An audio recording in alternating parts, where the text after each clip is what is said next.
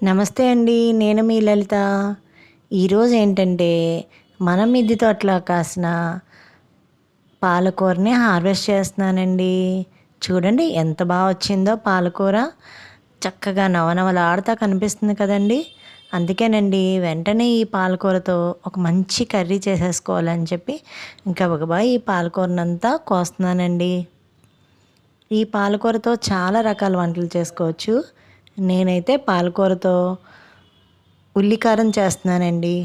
చూసారండి ఎంత బాగుందో చూడడానికి. టేస్ట్ కూడా అంత బాగుంటుందండి పాలకూర ఉల్లికారం. ముందుగా అయితే చక్కగా పాలకూరని సన్నగా కట్ చేసేసుకొని పక్కన పెట్టేసుకోవాలండి. చూడండి నేనైతే ఇట్లా సన్నగా కట్ చేసేసాను. ఇంట్లో పాలకూర కాబట్టి అంతగా మట్టి కూడా ఏం లేదండి. అలాగే 2 పెద్ద ఉల్లిపాయలని ఇలా కట్ చేసి మిక్సీ జార్ గిన్నెలో వేసుకున్నాను.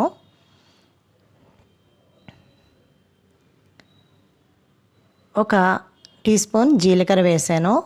అలాగే రుచికి తగినంత సాల్ట్ కూడా వేసాను. కారం కూడా 1 టీ స్పూన్ వేసానండి.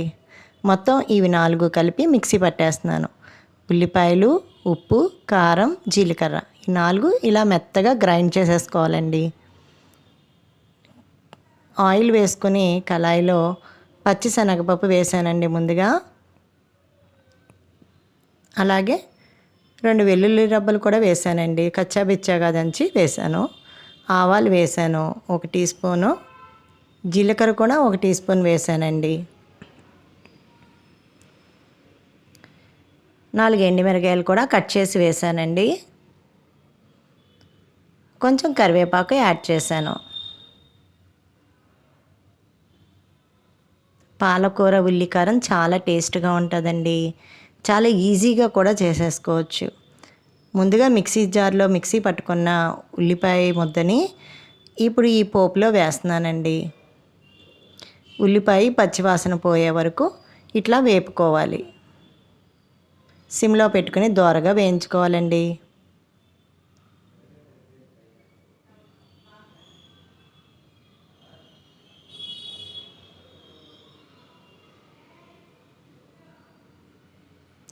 సిమ్లో పెట్టుకుని ఉల్లిపాయ పచ్చివాసన పోయే వరకు ఇలా వేయించేసుకోవాలి.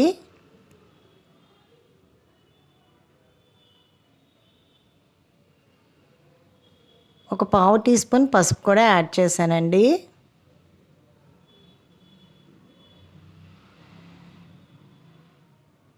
ఉల్లిపాయ అయితే చక్కగా బాగా వేగిపోయిందండి. పచ్చివాసన పోయే వరకు వేపుకున్నాం కదండి ఉల్లిపాయని. ఇప్పుడు ఇందులోకి మనం ముందుగా కట్ చేసుకున్న మన మిద్దె తోటలో కాసిన పాలకూరని ఇట్లా సన్నగా కట్ చేసి కడిగి ఇందులో ముక్కలు వేస్తున్నానండి. ఎంత స్పీడ్గా మగ్గిపోతుందంటే అందులో ఇంట్లోది కదండి చాలా తొందరగా మగ్గిపోద్దండి. బయట కొనుక్కున్న ఆకుకూరలకి ఇంట్లో పండించుకొని వండుకుంటున్న ఆకుకూరలకి తేడా బాగుంటుందండి. టేస్ట్ కూడా మనకి తెలుస్తుందండి. వేరే వేరే టేస్ట్ అయితే ఖచ్చితంగా తెలుస్తుందండి. ఇంట్లో అయితే మనం ఆర్గానిక్గా పండించుకుంటాం కాబట్టి ఎటువంటి ఎరువులు ఉండవు కాబట్టి తొందరగా మగ్గిపోతుందండి. చూసారండి నేను అంత పాలకూరని కట్ చేసి వేసాను కదా, వేసిన 2 మినిట్స్కి ఎంత దగ్గరగా అయిపోయిందో చూడండి.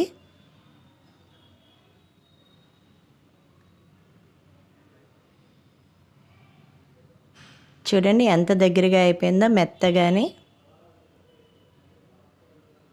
చాలా ఈజీగా చేసుకోవచ్చండి పాలకూర ఉల్లికారం. టేస్ట్ అయితే చాలా బాగుంటుందండి.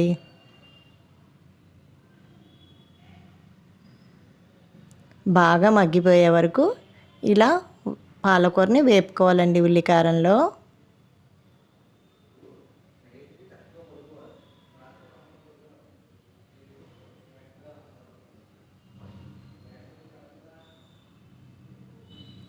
ఒక 1 మినిట్ నేను మూత పెడుతున్నానండి. ఒక 1 మినిట్ అట్లా మూత పెట్టుకుంటే సరిపోతుందండి. ఇంకొంచెం మగ్గిపోతుంది. చూసారండి దానికదే వాటర్ ఊరి ఎంత బాగా మగ్గిందో.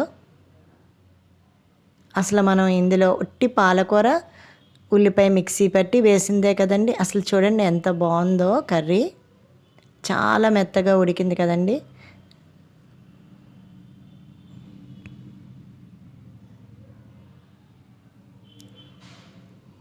లాస్ట్ కొంచెం ధనియాల పొడి యాడ్ చేశానండి.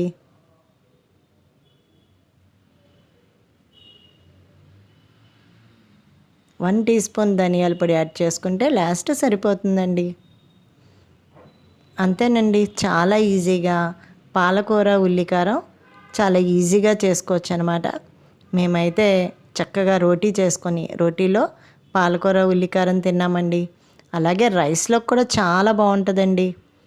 రైస్లోకి కానీ రోటీలోకి కానీ పుల్కాకి కానీ పాలకూర ఉల్లికారం ఒకసారి ట్రై చేసి చూడండి. టేస్ట్ అయితే వేరే లెవెల్లో ఉంటుందండి.